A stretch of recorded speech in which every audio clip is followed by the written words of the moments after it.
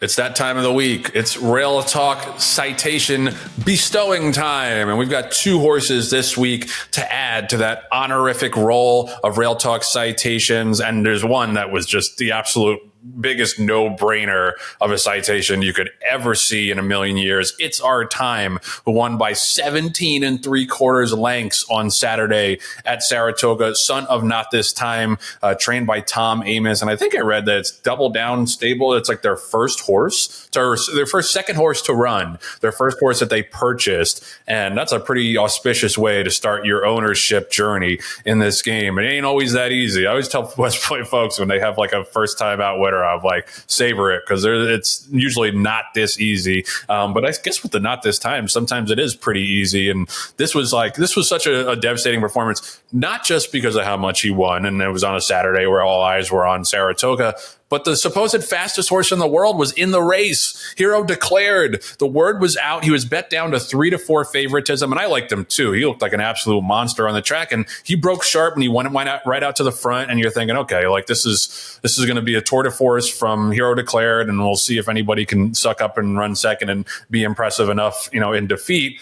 And then It's Our Time on midway around the turn was just like, adios, and took over and just widened with every single stride in the stretch. And, who knows how far the horse wants to go, but he sure was striding out like he could go a distance. And John, you were there in person. You talk about the crowd reaction, seeing that.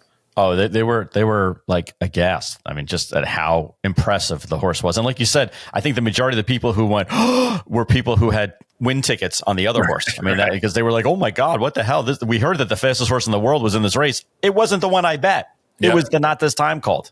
And that just goes to show at Saratoga, like, there's no sure things whatsoever, especially with a first time starting 2-year-old. Like, there are going to be other nice horses that their connections are high on going into the race. And, I hat tip to Tom Amoss and his team for keeping that horse somewhat of a secret, because he was still 5-1, much bigger price than the favorite in that race. And I love the interview with Luis Saez after the race, where he was just saying, like, I wanted to hold him for a little bit, and then like halfway around the turn, he wanted to go. So I dropped my hands and just let him run, and he did his thing. And that was crazy impressive. Got a 94 buyer, which is, one of the top figures we've seen for a 2-year-old so far this year. Interesting to see where he runs next. I'm hoping to see him.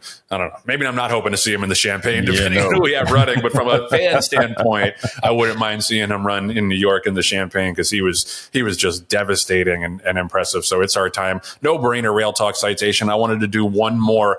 This was a horse out west, a horse named Litmus Test, who's trained by Bob Baffert. He was a debut winner on Saturday. And, he only won by 3/4 of a length, but he beat another Baffert horse in that race who had already run a 76 buyer. So you got to figure that he moved forward off of that race. And he was bet, this Litmus Test I'm talking about was bet down to 11-10. So he was, it's very rare to see a Bob Baffert horse who ran a 76 buyer first time out, and then someone else is favored over that horse. And of course, it's another horse from the Baffert barn, $875,000 Fasig Saratoga purchase. And I just thought he looked great. He looks like a big, strong horse who's going to stretch out. They only went 5.5, but he ran 103-3, which is real racehorse time for 5.5 furlongs.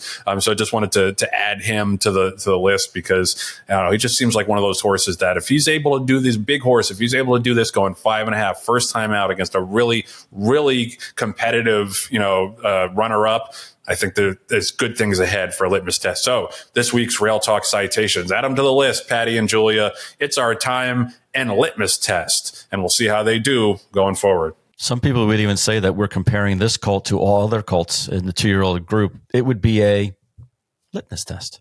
Yep. John was very proud of himself. He had to sneak that one in. It was cocked and loaded, baby.